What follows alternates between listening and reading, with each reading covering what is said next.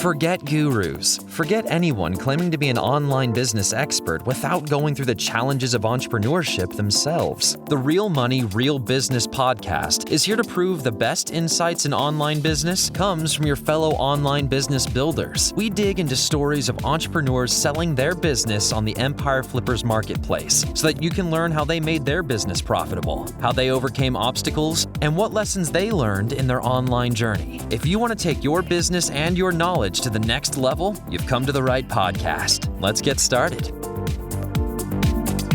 Hey everyone, welcome to the Real Money, Real Business podcast. I'm Lauren, and today we have Jasmine on the show, who's speaking on behalf of the sellers of an Amazon FBA business that is listed on the Empire Flippers marketplace. Hey Jasmine, welcome to the show. How are you doing today?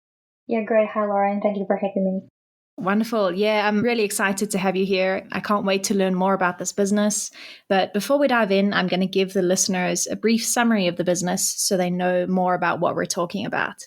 As I mentioned, this is an Amazon FBA business. It was created in March 2018, and it's in the apparel and accessories and office supply niches.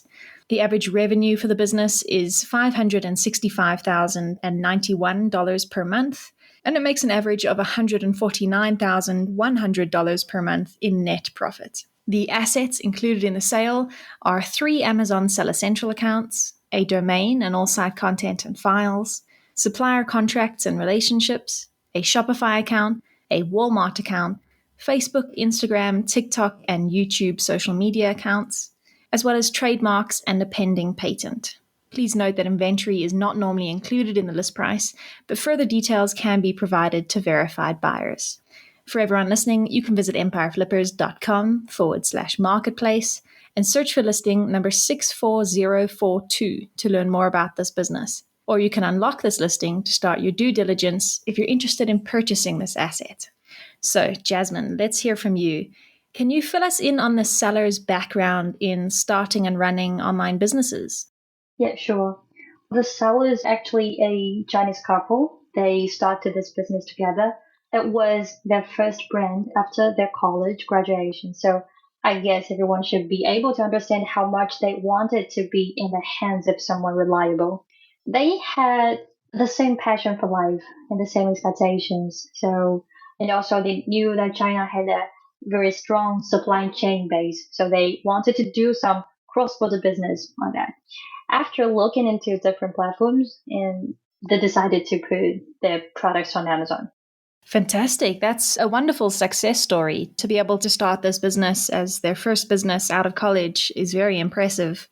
What inspired them to sell these particular products? To be honest with you, Mr. Ma, the husband, has a unique perspective on product selection. They officially opened this business when they researched and confirmed together that the products could retain a significant profit margin, and that's how they started. Fantastic. Yeah, it certainly was a good choice because the business really took off very quickly. What are the reasons the sellers have decided to sell the business now? First of all, their current energy and resources are limited. And secondly, because as I mentioned before, this is their first brand after graduation, just like their first child. So they want a more resourceful buyer to make their products really come into everyone's life and become a real brand, not just an Amazon brand. Yeah, that makes a lot of sense. Sometimes you need a lot more resources and capital available to be able to take a business like this to the next level.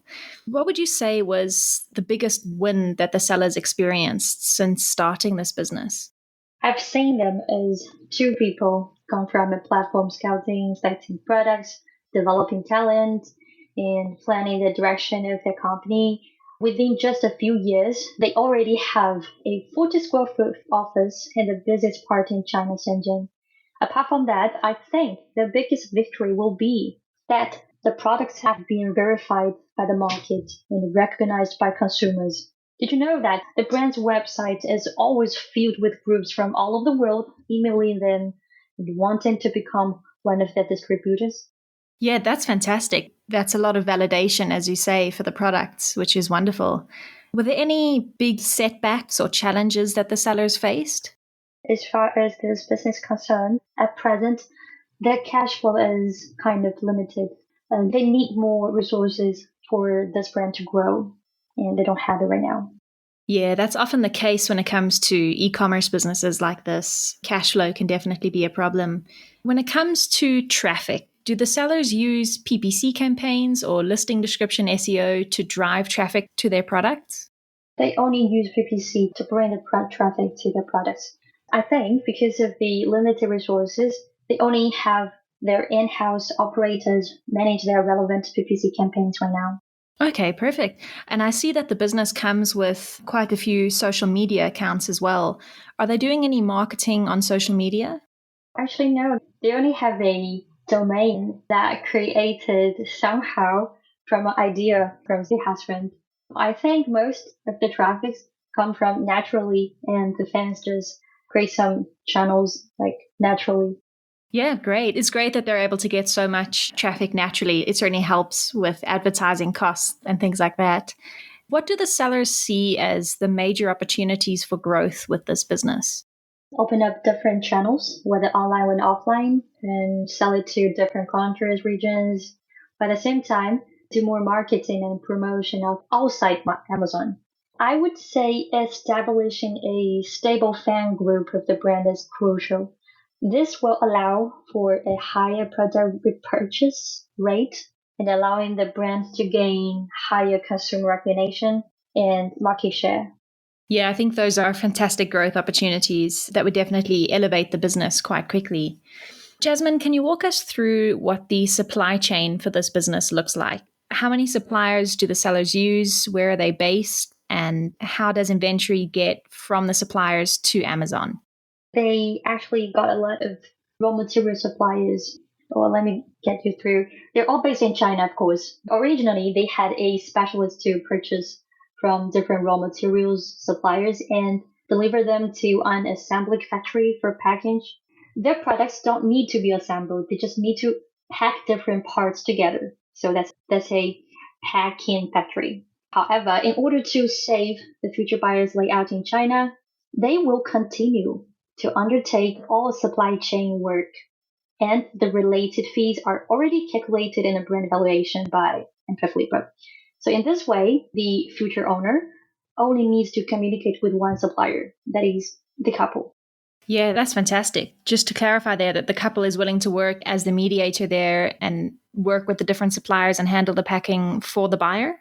Exactly. Fantastic. That'll be a huge help. Currently, is the inventory sent by air or by sea?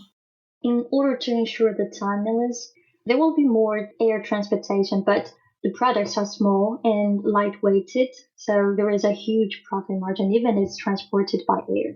Wonderful. And how long does it usually take to replenish the inventory from the day that it's ordered to the day that it arrives at the warehouse? From order placement to packaging and then delivering to Amazon warehouse, it normally takes around 15 to 20 days at the earliest. But in fact, these goods are small and lightweighted, as I mentioned. So at the end, they normally stock up a little inventory in the corner of their own warehouse. So if you need it, you can send it out immediately and basically restock it in 10 days. Yeah, that's wonderful. That's quite a fast turnaround time. How often are the sellers in contact with their suppliers, and how often do they order new inventory? They keep in constant contact with raw material suppliers directly every week. They will check the stock limited and they will see if they have enough or plenty stock and get in contact to check if the suppliers got any price raising or not. Yeah, that's great. It sounds like the sellers have a really good relationship with the suppliers and a good line of communication. Yeah, that's true. Yeah, I think that's a wonderful thing to have. Jasmine, do you know what the current inventory limits are at Amazon warehouses? With the addition of 2 accounts, they now have an inventory capacity of 150K pieces. Fantastic. Yeah, it sounds like they've got quite a lot of space there to store their inventory. Mm-hmm. So, Jasmine, what does a typical work week look like for the sellers when they run this business? How many hours per week are they spending on the business, and what sorts of tasks and activities are taking up their time? I would say not much. As the business has stabilized and they have developed a team that they can trust, so their job now is simply to receive reports from each team member on the latest status of the brand and the stock availability, and then they just make some management decisions.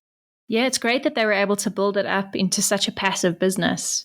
You mentioned that they do have a team in place. Can you walk us through the team? How many team members are there and what does everyone do? There are currently 2 full-time operators in charge of this brand's business, to be honest.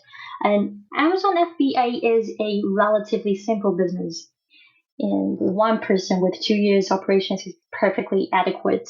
So the reason they're hiring 2 people right now is because neither of them has a particularly deep foundation in Amazon operations. So they are still in the process of grooming. Yeah, sure. That makes a lot of sense. And the rest of the employees, they work in the warehouse with the packing of the inventory?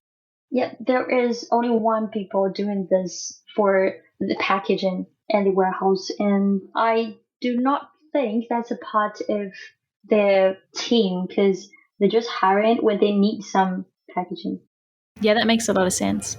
What do you think the biggest challenge will be for the new buyer of the business when they take it over?